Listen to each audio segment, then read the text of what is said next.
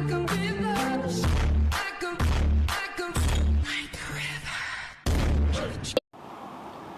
students of class 9th, myself Sabha Shaukat, PMIC Lakpeda Bagh Barabanki.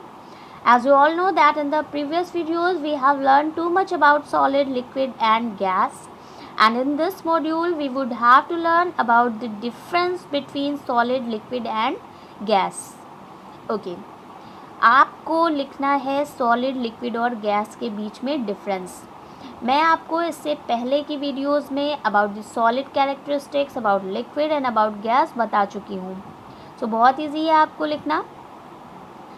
जितने भी मैंने आपको पॉइंट्स बताए हैं they have similar in the comparison करते हुए बताया है. जस्ट लाइक अगर आपका सॉलिड का फर्स्ट पॉइंट है it has a definite shape, तो लिक्विड में है it has no definite shape, और गैस में भी है नो डेफिनेट शेप.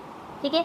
नेक्स्ट आपने जैसे कि लिखा हुआ है कि सॉलिड में इट हैज़ डेफिनेट वॉल्यूम, और लिक्विड में भी आपने लिखा हुआ है कि it has it has definite volume, और गैस में आपने लिखा हुआ है नो डेफिनेट वॉल्यूम.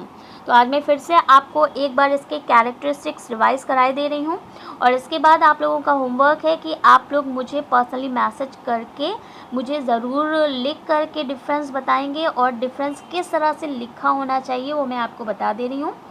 कि हेडिंग आप मिड हेडिंग डालेंगे difference between solid, liquid and gas, and in the side heading आप साइड में हेडिंग जो लेंगे वो लाइन से आप लिखेंगे शेप. नेक्स्ट आप हेडिंग लिखेंगे वॉल्यूम, और जब आप शेप लिखेंगे तो शेप के सामने आप लिखेंगे सॉलिड में डेफिनेट शेप, लिक्विड में लिखेंगे नो डेफिनेट शेप, और गैस में लिखेंगे no definite shape. Then next आप हेडिंग नहीं, पॉइंट वाइज लिखते जाएंगे, बीच में लाइन खींच करके 3 लाइन खींच करके.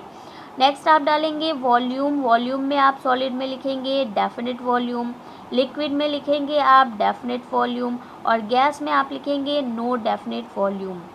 जैसे आपने नेक्स्ट डाला डिफ्यूज़न, तो डिफ्यूज़न आप सॉलिड में लिखेंगे निल, या लिक्विड में आप लिखेंगे अकर्स, एंड गैस में लिखेंगे हाई. ठीक है. इसी तरह से आपको मेल्टिंग पॉइंट, फ्रीजिंग पॉइंट या sublimation process, intermolecular force of attraction में सॉलिड में आप लिखेंगे इंटरमोलिक्यूलर फोर्स ऑफ अट्रैक्शन कैसा होता है. Yes, intermolecular force of attraction high होगा, लिक्विड में लो होगा, और गैस में वेरी लो होगा. इंटरमोलिक्यूलर स्पेस सॉलिड में निल होगा या वेरी लो होगा, लिक्विड में स्पेस सम होगा, और जो गैस है गैस में स्पेस वेरी हाई होगा.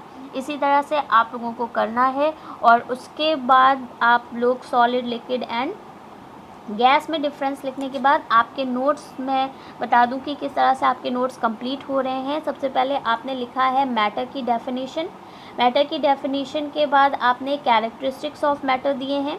कैरेक्टरिस्टिक्स ऑफ मैटर के बाद आपने सॉलिड के बारे में लिखा है, लिक्विड के बारे में लिखा है, गैस के बारे में लिखा है.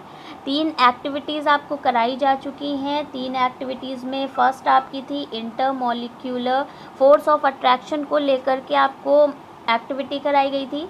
सेकेंड आपकी जो एक्टिविटी कराई गई है वो डिफ्यूज़न पार्टिकल्स की है, जिसमें डिफ्यूज़न पार्टिकल्स में आपने एक एक्टिविटी की है इंसेंस एक्टिविटी स्टिक की है, और दूसरी एक्टिविटी जो आपने की है वो फूड की किया है, कुकिंग ऑफ फूड को किया है. और इसके बाद आपको लिखना है difference between solid, liquid and gas. इसको लिखने के बाद हमारा नेक्स्ट टॉपिक स्टार्ट होगा. तो तब तक के लिए keep watching till the next video. Thank you so much.